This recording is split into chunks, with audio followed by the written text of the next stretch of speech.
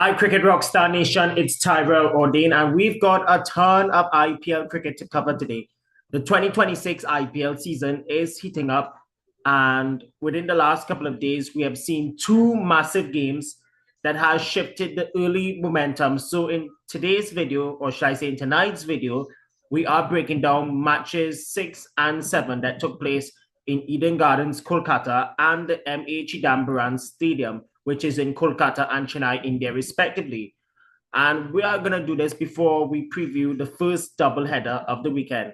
So, yesterday in Eden Gardens, Kolkata, which was on Thursday, the Sunrisers Hyderabad got their first points on the board by crushing an out of form Kolkata Knight Riders by 65 runs. They've also become the first team this season to successfully defend a total.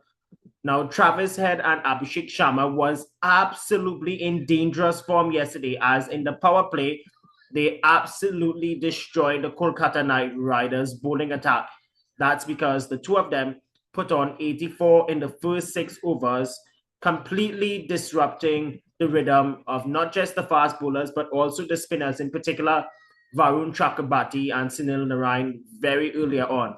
Now, in the end, by the way, Head made 46 of 21 and Abhishek Sharma 48 of 21 as well. It totally turned the momentum in the favor of the Hyderabad side.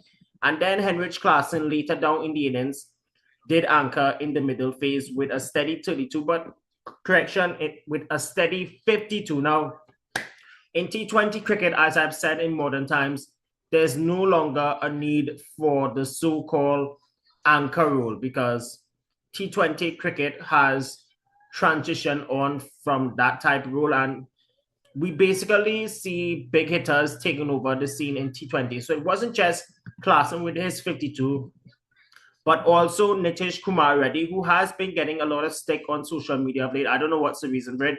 He provided the late spark to set a daunting total of 226 for the loss of 8, which meant that Kolkata needed 227.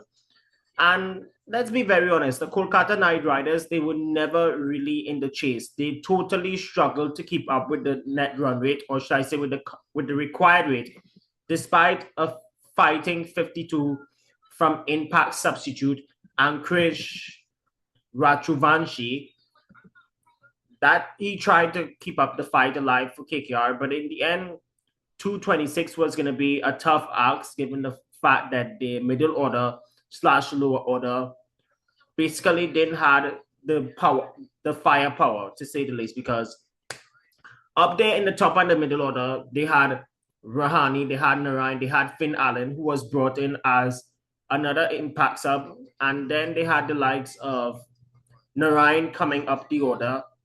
That didn't work out. And in the end, KKR, they just plummets to their second consecutive defeat of the season. JD Udakart, he was the standout bowler on the night for the Hyderabad franchise, having figures of 3 wickets for 21. At the moment, Sunrisers Hyderabad, they are looking like a complete unit at this moment. The only way they will be fully packed is by the time when Pat Cummins is fully fit. We don't know when that is going to be. But at the moment, after that poor showing in Bengaluru on last week, Saturday, they are back in business in a big fashion. Now, today's match number 7, which included the Chennai Super Kings and the Punjab Kings over at the Chidambaran Stadium in Chepauk, Chennai. The Punjab Kings pulled off yet another clinical 200 plus run chase against the Chennai Super Kings, in the end winning by 5 wickets with 8 deliveries remaining to have the Super Kings go down to its second consecutive defeat, just like the Kolkata Knight Riders. Chennai, on the other hand, for the positive, they did post a solid 209 for the loss of 5 wickets. That is courtesy Ayush Mahatri. He was the standout performer for the men in yellow, scoring a brilliant 73 of 43 deliveries. And then they had Safraz Khan in the finisher role. He was looking absolutely sharp as he made a quick fire cameo knock of 32. Who would then 209 at the end of 20 overs, we all thought they had basically enough. However, in T20s nowadays, as I said before, 200, 210, and 220. They are not safe totals like in the old days. When Punjab Kings came out to bat in pursuit of 210, very interestingly, ladies and gentlemen, this is the second score of 200 plus that the Punjab side chased down so far this season. They did it in the first game and they did it again today. They did not blink one bit. That is because Priyash Iyer, he set the platform, he set the tone very early on. That's because he made a fiery 39 runs in very quick time. Coincidentally, it actually earned him the Player of the Match award. Who would have thought that? Then there was Captain Shreyas Iyer. He looked in complete control with a comprised half century to see them through. The main takeaway for the Punjab Kings was their aggressive approach, especially at the top of the order in the power play. And it proved very hard to contain them down for the Super Kings. While CSK themselves, they'll be looking at their bowling executions, not just in the power play, but mainly in the middle phase and the dead overs.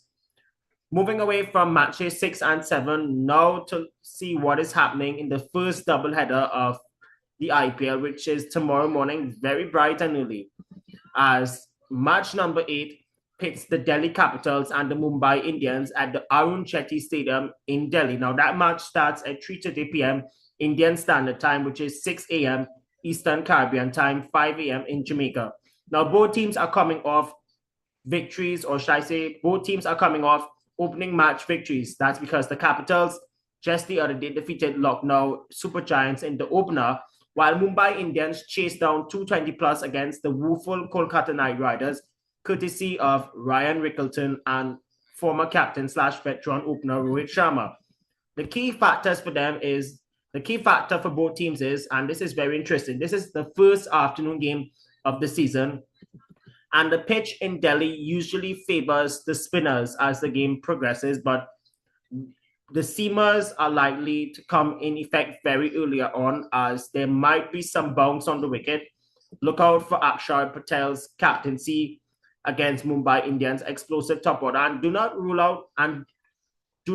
out his captaincy alone. He is a very handy left arm unorthodox spinner who can get wickets in the middle phase. Not just him alone, but also the wrist spinner in Kuldeep Yadav. So MI batters, you have to watch out for the spinners when they come on to bowl. And the same thing I can say for Delhi Capitals. Be very wary of Jasprit Bumrah, Trent Boult, the mystery spinner Ala Ganzafa, because those guys, they can change the course of the match very quickly. Match number 9, which is the nighttime fixture, will feature Gujarat Titans, who, mind you, are yet to get off the mark in this campaign, against the Rajasthan Royals at the Narendra Modi Stadium at Ahmedabad, which is 7:30 p.m.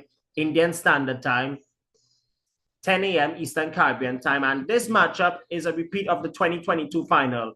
The Royals, they are coming into this match in hot form following a dominant 8-wicket victory over CSK, where Nandre Burger was absolutely in top form very early on. And it wasn't just him alone. Jofra Archer himself too. He, in all honesty, was in fiery form with the new ball, just like Burger. On the other hand, the Gujarat Titans will be looking to bounce back following a closely fought contest against the Punjab Kings, where they lost by 3 wickets. The key factor for that pitch is the Ahmedabad surface usually offers good carry. So the question that's got to be asked is, will the Gujarat Titans bowling attack contain a fiery Rajasthan Royal lineup that has Vayab Shuravashi and Rian Parag alongside the likes of Shemron Hekmaya and company later on in the order? It will be a battle of a tactical discipline versus raw power. Let me know what do you think of the first doubleheader for the weekend's matches. And don't forget, guys, let me know what are your thoughts on Kolkata Knight Riders and Chennai Super Kings horror run of form to start the season. Very coincidentally, folks, the last time KKR lost its first 2 games, they actually went on to win the title. And CSK, they have never lost their first 2 games in any IPL season before. Will both sides make a comeback, or will their season go up in flames very earlier on and the late catching up occurs in the middle? Only time will tell. So that's going to do it for this video. Make sure you all follow me on all of my social media platforms. And until we meet again, goodbye for now.